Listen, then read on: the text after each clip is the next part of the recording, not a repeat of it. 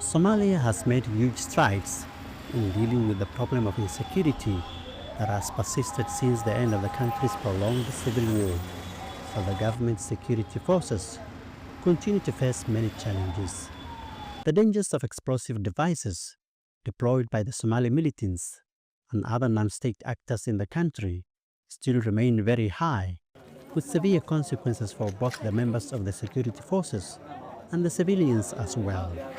Just last year, 597 device explosions were recorded that killed more than 1,400 people in the country.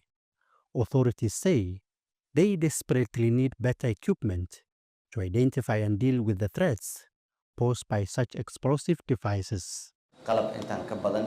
We need more training and equipment because we are engaged in a bitter war with our enemy who uses mines on the roads as a weapon of choice. The mines slow us down, and if we can overcome them, we will be able to liberate more areas.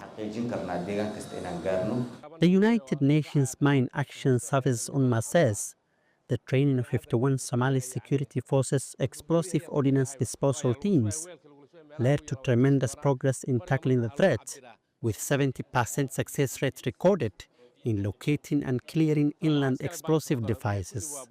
Given the nature of the IED threat here in Somalia, it's essential that we sustain the capabilities of the national security forces, and particularly so now that we're thinking about the eventual and gradual withdrawal of the AU forces.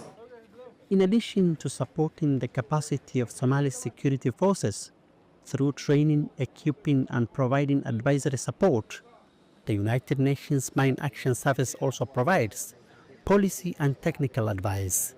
Our work is far from over. There is a lot more work to do, not only in training teams, but also in all the other aspects that require to be in place for a sustainable IED capacity, a Somali-led IED capacity to tackle these threats as they go forward. Somali authorities hope that, with advanced equipment and training, multi-agency units within the security forces will manage to quickly identify and defuse threats posed by the militant groups operating in the country, which often use explosive devices to carry out deadly attacks.